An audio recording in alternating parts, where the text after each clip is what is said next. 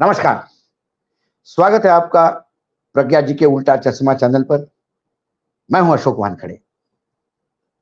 खबरें बहुत होती है, खासकर उत्तर प्रदेश में तो जो एक जो व्यभिचार का जो केस था, उसके बाद बुलडोजर चले, मायावती हमलावर, अखिलेश दूसरी तरफ हमलावर। कुल मिलाकर बुलडोजर पे बहुत सारी बातें हो रही हैं। लेकिन मैं कोई और विषय पे बात करना चाहता हूं। कल मैं भोपाल था और भोपाल में जब मैंने कुछ चीजें देखी या बात हुई लोगों से, तो मुझे लगा कि ये मैं पूरे सभी के लिए ये जानना बहुत जरूरी है। क्योंकि मध्य प्रदेश में यदि लोकसभा में 29 की 29 सीटें बीजेपी को मिली, जबकि पूरे देश में बीजेपी मार खा रही थी, यहां तक कि गुजरात में भी एक सीट उनकी कम थी, लेकिन मध्य प्रदेश में 29 की 29 सीटें। तो लगातार लोग ये कह रहे थे कि लाडली बहना, ये जो महिलाओं को पैसा ट्रांसफर हो रहा है और एक लाभार्थियों का बड़ा गुट उसके सामने आया, वो कहीं ना कहीं जीवन दान दे गया। इसके पहले केजरीवाल इसके लिए जाने जाते थे कि वो फ्रीबीज देते हैं, यानी फुकट का चंदन घिस मेरे नंदन टाइप। मतदाताओं को लगातार इतना आप ऑबलाइज करके रखते हो कि मतदाता आपका एक लॉयल हो जाता है। और बीजेपी वाले तो कहते हैं कि हमारे पास हमने इतना लोगों को दिया है कि लाभार्थियों का एक वोट बैंक तैयार हुआ है। लेकिन वो वोट बैंक यूपी में काम नहीं कर पाया। तमिलनाडु की बात करें तो वहां इतना दिया जाता है कि अब लोगों को आदत लग गई है और उनको लगता है कि सरकार बस अब हमको कोई भी चीज अब अपनी नहीं लाना, सब सरकार की होनी चाहिए। जब बच्चा पेट में होता है माँ के, तब से उसको मिलना शुरू हो जाता है। वो बच्चा बड़ा होगा, शादी करेगा, हर स्टेज पे उसको मिलता है, एजुकेशन के स्टेज पे। और अंत में जब बुढ़ापा आके उसकी मृत्यु हो जाती है, तो अंतिम संस्कार के लिए भी पैसा मिलता है। इतना बांट के रखा। लेकिन इससे होता क्या है? मैं फिर लाडली बहना पे आता हूं, क्योंकि अब महाराष्ट्र में चुनाव होने जा रहा है। महाराष्ट्र, हरियाणा, झारखंड और जम्मू कश्मीर।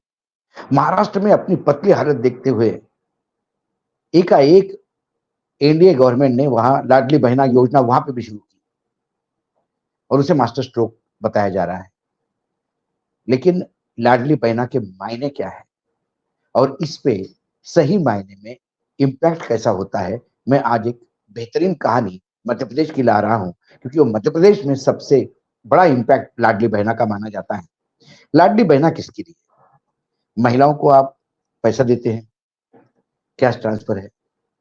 बेटी बढ़ाओ बेटी पढ़ाओ, ये नारा भी वहीं से निकला था। एक तरफ आप लोगों को धनराशि देके, कैश ट्रांसफर करके, या उसका उसको आप रिश्वत कहिए या जो कुछ भी आप आपके तरफ से आपको गिफ्ट लगता है, लेकिन क्या वो पैसा जब देते हैं तो दूसरी जगह से पैसा कटता है? मात्र एक 20 किलोमीटर दूर भोपाल, मध्य प्रदेश की राजधानी भोपाल से एक गांव है अमरावत कला। गांव की आबादी 5,000 लोगों की, और आसपास के 9 गांव शिक्षा के लिए उस गांव पे डिपेंड है। क्योंकि अमरावत कला में एक स्कूल है, हाई स्कूल, और उसी स्कूल में आसपास के 9 गांव के बच्चे जाते हैं। अब देखिए, ये जो अमरावत कला गांव है, इसमें प्राइमरी स्कूल जो है, ये शुरू हुआ 1942 में, 1942 में, आजादी के पहले, अंग्रेजों के समय। उस गांव में एक प्राइमरी स्कूल, क्योंकि गांव के लोग बहुत प्रोग्रेसिव थे, उन्होंने बहुत पीछे लग के वो स्कूल सैंक्शन करवाया। स्कूल किसी के प्रीमाइसेस में चल रहा था। देश आजाद हो गया। 1948 में इस अमरावत कला गांव में स्कूल को खुद की बिल्डिंग मिली। आगे 2010 में इस गांव के उस स्कूल का अपग्रेड होके हायर सेकेंडरी स्कूल हुआ। 2010, आज हम 2024 में हैं। 2010 से 2024 तक हायर सेकेंडरी का दर्जा मिलने के बाद भी वो स्कूल में 10वीं से आगे पढ़ाई नहीं हो रही। और 10वीं तक ही क्लासेस लग रहे हैं, ना टीचर्स है ना बाकी कोई सुविधा है। हाल ये हुआ कि 10वीं के बाद 11वीं और 12वीं पढ़ने के लिए अमरावत कला से भी 12 किलोमीटर दूर एक दूसरे गांव में जाना पड़ता है, क्योंकि वहां पे जो स्कूल है हायर सेकेंडरी स्कूल, वहां 11वीं और 12वीं की भी कक्षाएं हैं। तो अक्सर लड़कियां अमरावत कला गांव की और आसपास के 9 गांव की 10वीं तक पढ़ती है और फिर घर में बैठ जाती है, जिसको ड्रॉप आउट हम कहते हैं। वो 10वीं के बाद ड्रॉप आउट है, क्योंकि पढ़ने की इच्छा होने के बाद भी, हायर सेकेंडरी स्कूल की घोषणा होने के बाद भी, 2010 में घोषणा होने के बाद भी अभी तक कुछ नहीं हुआ।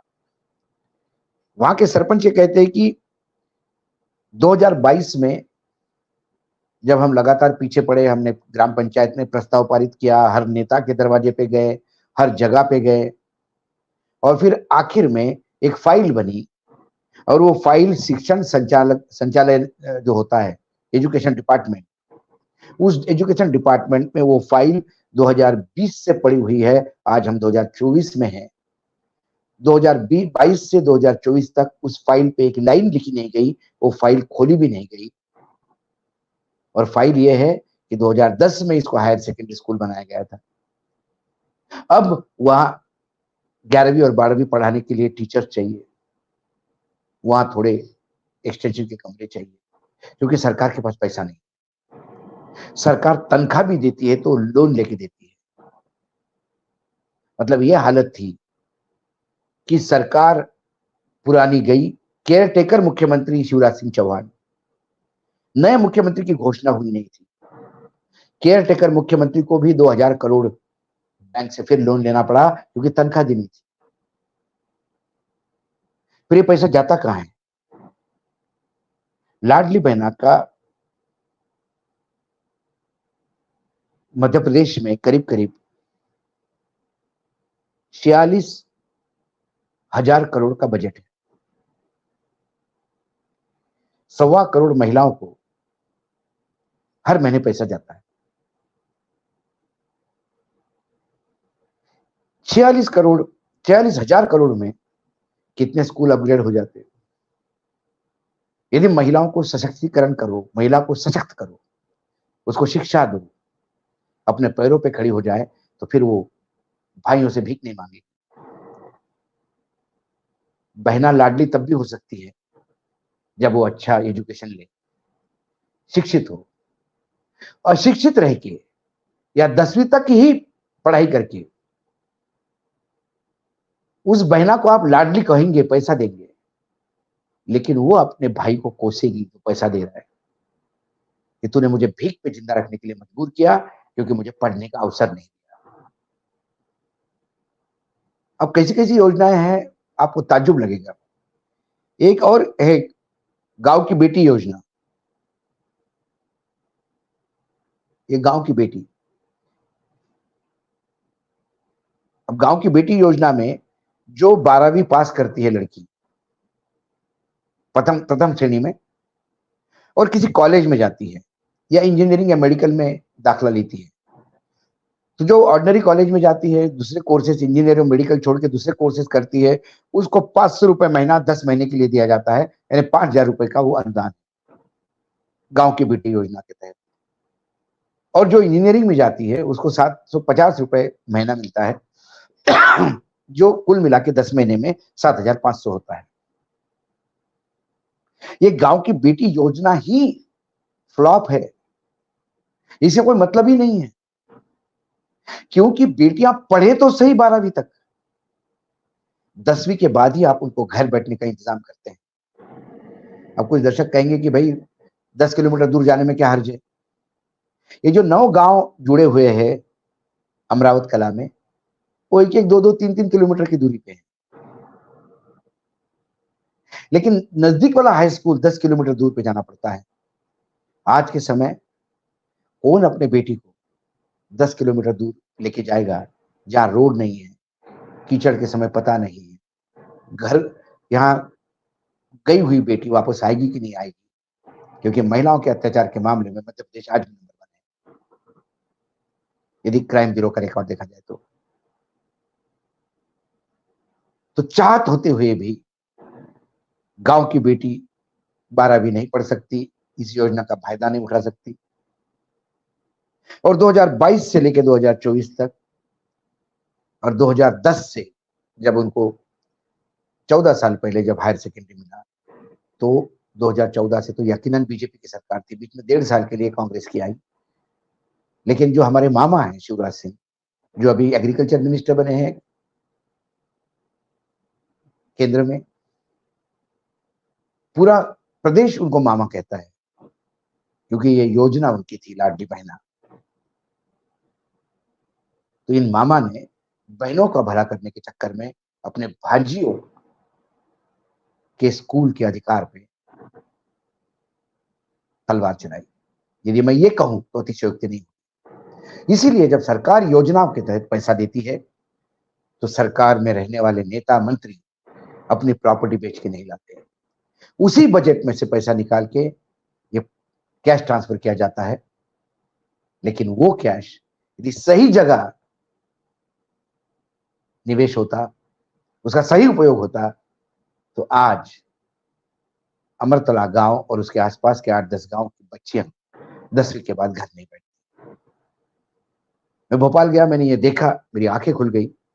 मुझे लगा कि आपके भी प्रदेश में, जहां भी जिस प्रदेश में आप सुन रहे हैं, आपके भी प्रदेश में ऐसा ही होता होगा। तब जो भी कोई आपको फ्री में देता है, जान लीजिए वो एक पिंजरा है जिसमें आपको अटकाता है। फ्री का कुछ नहीं होता। तेरा तुझको अर्पण क्या लागे मेरा, क्योंकि हमारे यहाँ ही टैक्स हमसे ही लेते हैं। और ये मत सोचिए कि आप इनकम टैक्स नहीं देते तो टैक्स नहीं देते।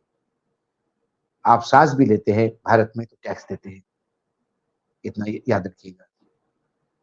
आप सब्जी लेते हैं तो टैक्स लेते हैं, आप अनाज लेते हैं तो टैक्स लेते हैं, अब हर जगह टैक्स देते हैं। इसलिए ये कैश ट्रांसफर इस पॉकेट से उस पॉकेट वाला मामला होता है। खबरें बहुत थी, राहुल गांधी, बीजेपी, कांग्रेस, महाराष्ट्र, कर्नाटक, वायनाड, खूब खबरें हैं। लेकिन कभी कभी मन करता है ऐसी खबरें जब आंखों के सामने आए तो आप तक पहुंचाऊं। आज इतना ही, फिर आता हूं किसी विषय के साथ। तब तक के लिए नमस्कार। देखते रहिएगा प्रज्ञा जी का उल्टा चश्मा।